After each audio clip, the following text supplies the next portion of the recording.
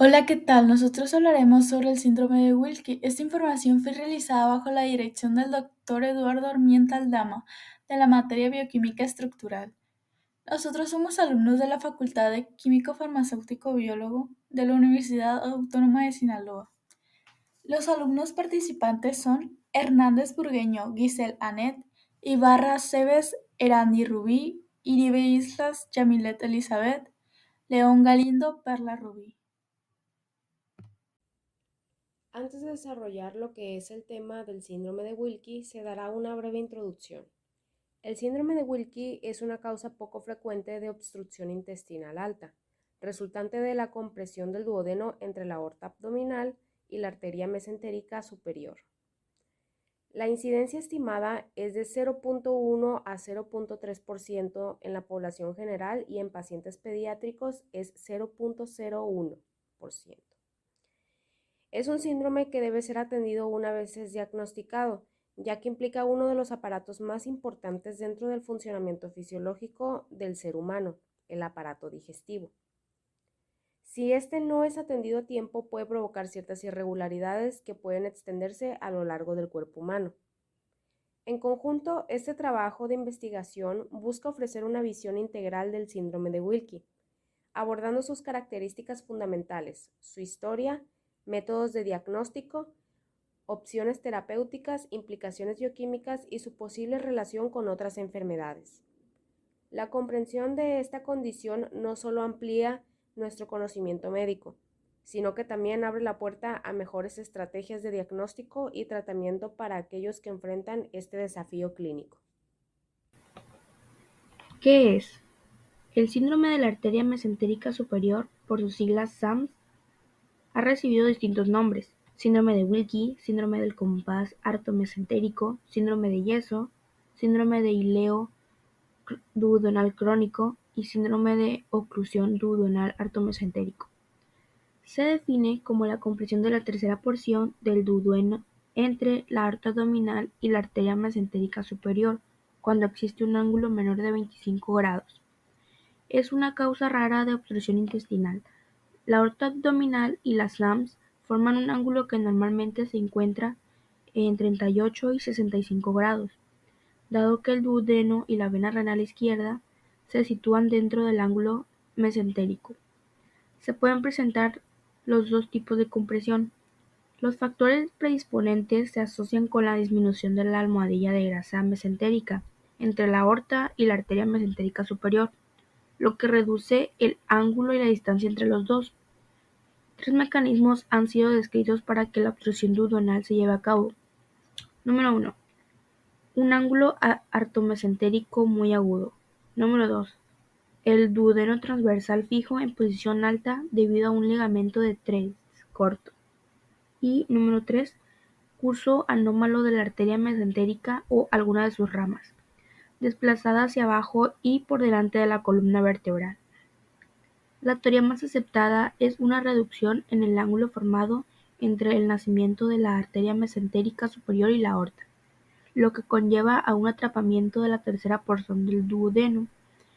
El SAMS es un desorden poco frecuente y adquirido, aunque existen reportes que describen un compromiso familiar incluso en gemelos. Su real incidencia se desconoce, ya que es una entidad poco diagnosticada que afecta a pacientes crónicamente enfermos.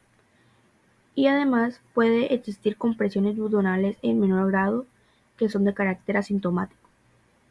Se ha reportado una incidencia que varía del 0,013 al 1%. Usualmente está asociado con una rápida y significativa pérdida de peso, con una frecuencia mayor en las mujeres que en los hombres, y típicamente en personas de complexión delgada, aunque un índice de masa corporal bajo no es necesario para su desarrollo. Esta mayor prevalencia en mujeres, y sobre todo en jóvenes, es debido a su mayor predisposición a presentar desórdenes alimenticios como la anorexia nerviosa y con ello una pérdida de grasa abdominal. Y pues de este lado, del lado podemos ver la figura 1 y la figura 2. En la figura 1 se muestra la imagen de un paciente sano con un ángulo y distancia artomesentérica regular. donde podemos ver a la arteria mesentérica superior y a la vena y a la aorta, donde dentro de ella se forma un ángulo normal de 45 grados y vemos que el duodeno junto con la vena renal izquierda se encuentran más amplios, mientras que en la figura número 2 se muestra una imagen de un paciente con compresión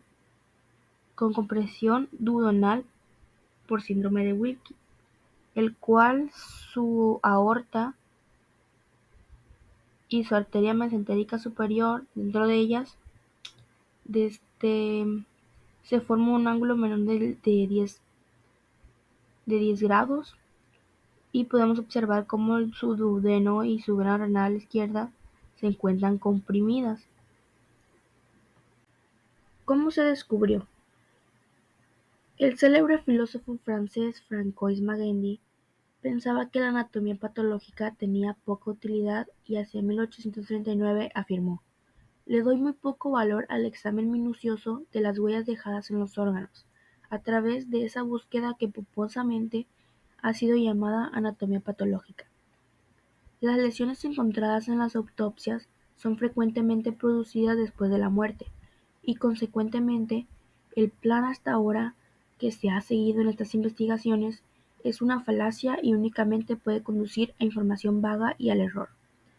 Posterior a esto, Carl von Rokitansky, en 1861, que se encontraba en el Hospital General de Viena, estaba encargado del área de autopsias, donde él analizaba y estudiaba la anatomía patológica de los cuerpos que le llegaban.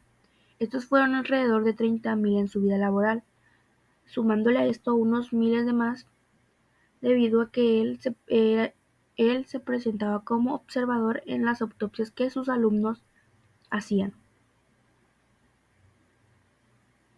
Rokitansky estudiaba las alteraciones morfológicas y reconstruía el proceso de la enfermedad, correlacionando los hallazgos con la sintomatología que en vida había tenido el paciente, y trataba de indagar la etiología y la patogenia de la enfermedad, así como los resultados de la terapia empleada.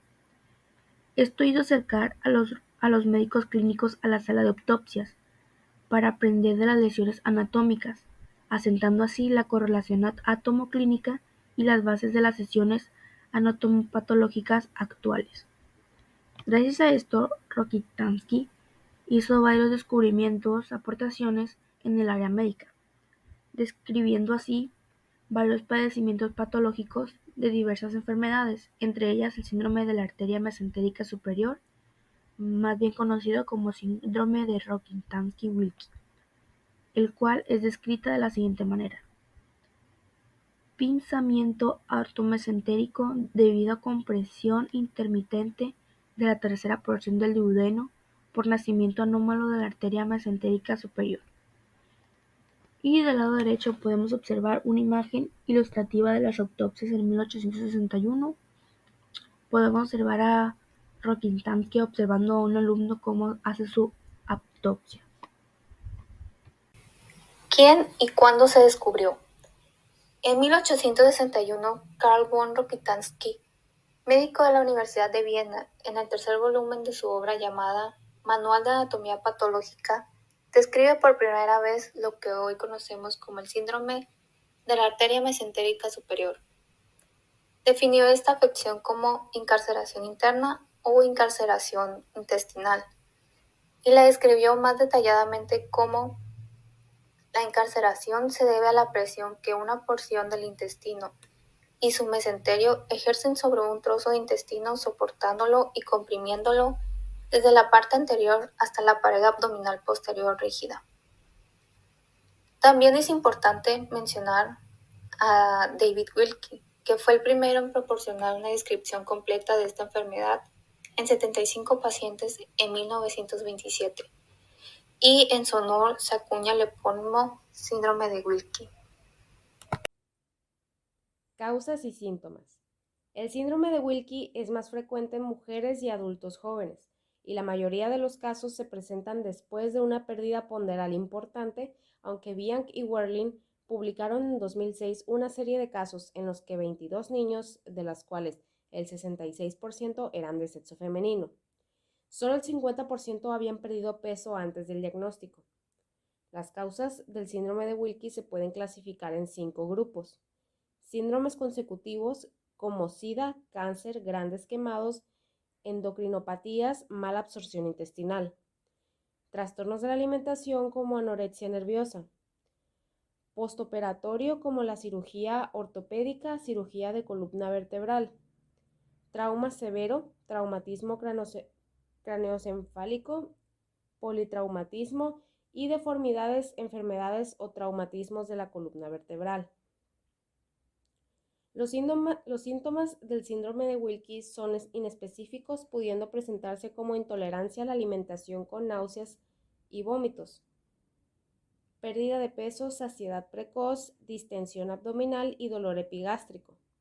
El dolor puede aliviarse cuando el paciente asume la posición en decúbito prono, decúbito lateral izquierdo o posición genupectoral, maniobras que relajan la presión de la arteria mesentérica sobre él, lo que puede orientar el diagnóstico. Los pacientes pueden quejarse del reflujo con demostración en el estudio endoscópico de esofagitis y gastritis asociada a éstasis. También existe una mayor prevalencia de úlceras duodenales que en la población general, hasta el 45%. Los cuadros fatales son secundarios a alteraciones hidroelectrolíticas graves, perforación gástrica, besoar obstructivo o neumatosis gástrica o portal. Históricamente, el estudio con bario permite observar la dilatación de la primera y segunda porción duodenales y la compresión de la tercera. Y la arteriografía eran las pruebas diagnósticas utilizadas, pero recientemente la angiotomografía computada ha demostrado una mayor sensibilidad diagnóstica. En resumen, podemos decir que las causas del síndrome de Wilkie se pueden clasificar en 4 grupos: síndromes consultivos, trastornos de alimentación, postoperatorio, trauma, y que los síntomas del síndrome del Wilkie incluyen náuseas, vómitos, pérdida de peso, saciedad temprana, distensión abdominal, dolor epigástrico, dolor abdominal intenso y repentino y diarrea. Diagnóstico. Las pruebas para diagnosticar el síndrome de Wilkie incluyen rayos X abdominales simples. Es la primera opción de estudio en pacientes con sospecha de padecer el síndrome de la arteria mesentérica superior. En este análisis se distingue la distensión gastroduodenal y con ello la escasez en el intestino distal, alertando al médico de la posible presencia de la patología. Exámenes radiográficos del tracto gastrointestinal superior o estudio con bario.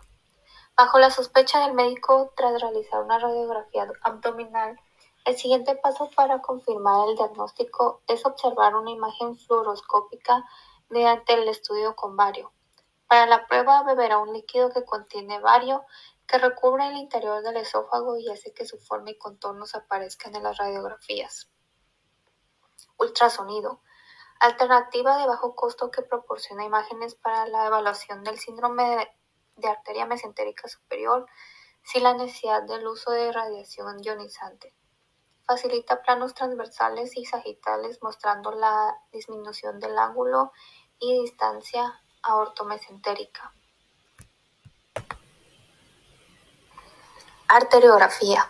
Desempeña un papel crucial en la evaluación diagnóstica del síndrome de Wilkie. También conocida como angiografía, esta técnica de imagenología utiliza la inyección de un agente de contraste en las arterias para obtener imágenes detalladas de los vasos sanguíneos, lo que permite identificar la posible compresión de la arteria mesentérica superior. Tomografía computarizada, método que ayuda a reafirmar el diagnóstico del síndrome de arteria mesentérica superior, tras haber realizado un estudio radiológico o varitado. Permite observar la dilatación gastroduodenal junto con el estrechamiento de la tercera porción duodenal y la disminución del ángulo y distancia aortomesentérica.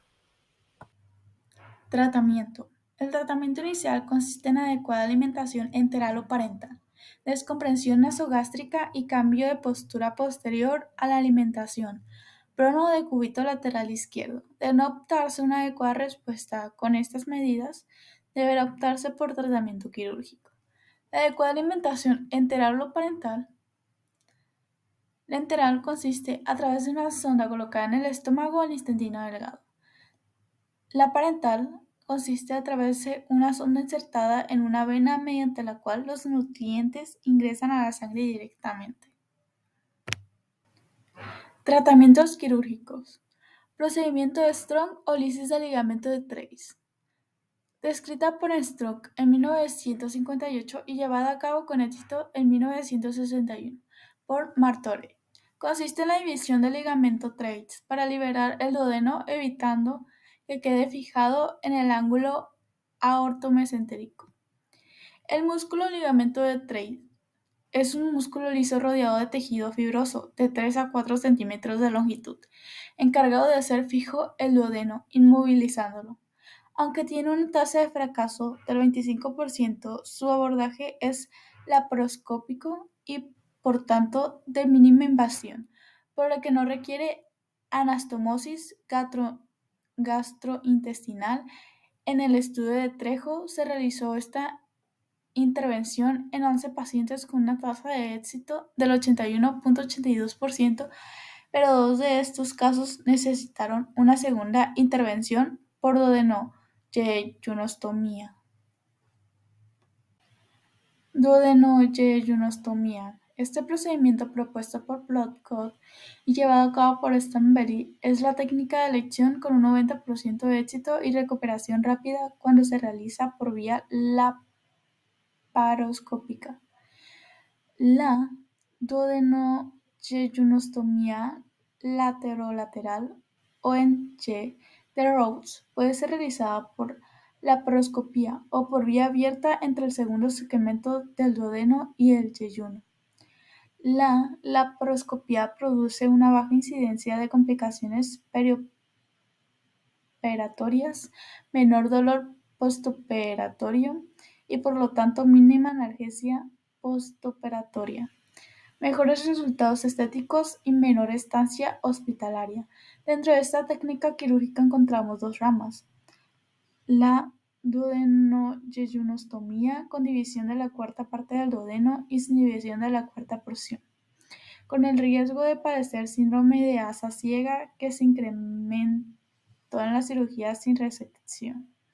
La técnica que implica la división de la cuarta parte del duodeno consiste en la movilización y resección de la cuarta parte del duodeno con el yeyuno proximal y la realización de un duodenoyeyunostomía laterolateral.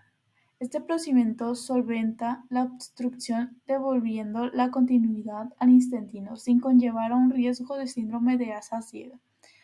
Una complicación durante la intervención es saber dónde está la obstrucción al no encontrarse dilatado el duodeno. Puerto reducido o cirugía laparoscópica de incisión única SILS.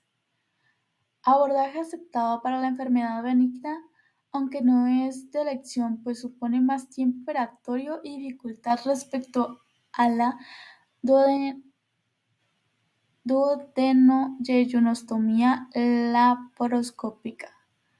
Se utiliza en la colecistectomías, apendicectomías y cirugías ginecológicas, aunque la mayoría de autores sugieren como tratamiento de elección la duodenoyeyunostomía laparoscópica. Suk-Tsou en su artículo citan: se han mejorado la instrumentación y técnicas quirúrgicas, por lo tanto el enfoque SIL será más conveniente para los cirujanos y este enfoque puede ser beneficioso para casos seleccionados. Gastroyeyunostomía. Es la alternativa válida en pacientes con distensión gástrica significativa, proporcionando su descompresión pero no disminuye la compresión duodenal, por lo que normalmente persisten los síntomas. Desrotación de la tercera porción duodenal Strong ampliado. La desrotación duodenal o procedimiento de Ladd es un procedimiento descrito por Locke y defendido por Wayne y Burrington, que consiste en que además de seccionar el ligamento de Treitz, como en la técnica de Strong, se hace una reubicación de la tercera y cuarta porción del duodeno junto con el segmento inicial del yeyuno a la derecha de la columna vertebral mediante la abertura de 10 centímetros en la raíz del mesentérico. En la imagen colocada podemos ver el Strong ampliado, desrotación de la tercera porción duodenal, ubicado los dos últimos segmentos duodenal junto con el segmento proximal del yeyuno, a la derecha de la columna vertebral. Implicaciones bioquímicas. Se caracteriza por la compresión de la arteria mesentérica superior, que es la arteria que suministra sangre al intestino delgado. Esta compresión puede conducir a una serie de implicaciones bioquímicas y fisiológicas, aunque la literatura médica sobre este síndrome puede variar. A continuación se mencionan algunas de las posibles implicaciones bioquímicas. Isquemia intestinal.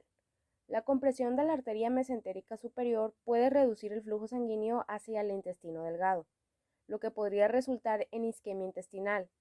La isquemia puede conducir a la liberación de sustancias tóxicas en el torrente sanguíneo y afectar negativamente a la función intestinal. Trastornos electrolíticos. La isquemia y la disfunción intestinal pueden afectar la absorción de electrolitos en el intestino delgado. Esto puede incluir cambios en los niveles de sodio, potasio y otros electrolitos esenciales para el funcionamiento adecuado del cuerpo. Mala absorción de nutrientes. La reducción de flujo sanguíneo intestinal también puede afectar a la absorción de nutrientes, lo que podría llevar a la mala absorción de sustancias como grasas, proteínas, carbohidratos, vitaminas y minerales. Esto puede provocar deficiencias nutricionales y pérdida de peso. Aumento de los niveles de lactato. La isquemia intestinal puede dar lugar a la acumulación de lactato, un subproducto del metabolismo anaeróbico. Los altos niveles de lactato en la sangre pueden contribuir a la acidosis láctica, lo que afecta a la función celular y puede tener implicaciones en varios sistemas del cuerpo. Inflamación. La isquemia y la posible lesión celular pueden desencadenar una respuesta inflamatoria. La inflamación sistémica puede afectar la función de varios órganos y sistemas, y también puede contribuir a complicaciones adicionales. Desnutrición. Dado que el síndrome de Wilkie puede afectar a la mala absorción de nutrientes esenciales, los pacientes pueden experimentar desnutrición a largo plazo si no se aborda adecuadamente. Cambios en los niveles de enzimas hepáticas. Esto es debido a la reducción del flujo sanguíneo hepático. Es importante destacar que las implicaciones bioquímicas pueden variar de un paciente a otro y dependen de la gravedad y la duración de la compresión de la arteria mesentérica superior. A continuación se dará un breve caso, que este caso es uno de los muy pocos que tiene el síndrome de Wilkie debido a que, como ya se había mencionado anteriormente, el síndrome de Wilkie solo afecta mayormente al 0.1% de la población mundial y entre otro porcentaje de igual rango bajo. Una paciente de 13 años, femenina, con antecedentes de parálisis cerebral infantil debido a problemas respiratorios y del sistema nervioso central en periodo neonatal. Es hospitalizada en una institución de tercer nivel y tiene desnutrición crónica. Es atendida en emergencia del Hospital General La Tacunga con referencia del Centro de Salud La Maná, con antecedentes de náuseas y vómitos intensos de varios días de evolución. El diagnóstico que ella recibió fue transgresión alimentaria más deshidratación moderada. Se recibe un paciente con signos de deshidratación grave por presentar ojos hundidos, mucosas orales secas, llenado capilar de 4 segundos, letárgica, fuerza muscular disminuida. Se le hizo una breve radiografía en la cual se evidencia el abdomen distensión importante de la cámara gástrica, gas en ampolla rectal. En la radiografía de tórax demuestra la presencia de infiltrado bilateral con tendencia a la consolidación en el lado izquierdo. No se visualiza ángulo costofrénico izquierdo. Silueta cardíaca aumentada de tamaño. Luego de la rehidratación se inicia alimentación. Sin embargo, a las 12 horas nuevamente presenta vómitos intensos abundantes, sobre los 1000 mililitros, que es de tipo bilioso. Es valorado por gastroenterología, quien realiza endoscopia digestiva alta, encontrando reflujo biliar severo, pangastropatía eritematosa y compresión extrínseca en duodeno. Se recomienda una tomografía axial computarizada simple y contrastada de abdomen, que descarta el quiste hidatídico o absceso hepático. Reporta una disminución del ángulo aortomesentérico, el cual mide 15 grados, y el valor normal es mayor a 25 grados, con disminución de la distancia entre la arteria aorta y de arteria mesentérica superior, que este espacio mide 4 milímetros, y el valor normal es mayor de 10 milímetros, lo que sugiere un diagnóstico del síndrome de Wilkie. Relación con otras enfermedades. La causa fundamental del síndrome de Wilkie es la pérdida de peso y con ello la pérdida del tejido adiposo intraabdominal, que al ser escaso disminuye la distancia entre la arteria mesentérica superior y la aorta acercándolas. Esta pérdida de peso no justificada viene unida a distintas situaciones asociadas a la caquexia, como cáncer, síndrome de malabsorción, SIDA o parálisis cerebral, estados catabólicos como quemados y trastornos en la alimentación como anorexia nerviosa y abuso de drogas.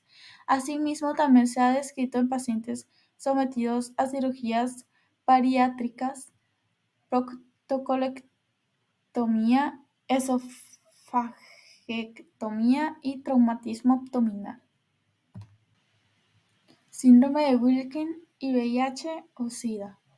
La pérdida de peso puede ser la primera manifestación de la infección por VIH y como sabemos la causa fundamental del síndrome de Wilkie es la pérdida de peso y con ello la pérdida del tejido adiposo intraabdominal, que al ser escaso disminuye la distancia entre la arteria mesentérica superior y la aorta, acercándolas. Con esto podemos concluir que debido al bajo peso del paciente se puede desencadenar el síndrome. La mal absorción de nutrientes y desnutrición son síntomas que se presentan en este caso. Síndrome de la arteria mesentérica superior. El síndrome de la arteria mesentérica superior puede estar causado por la drástica pérdida de peso inducida por un bypass gástrico.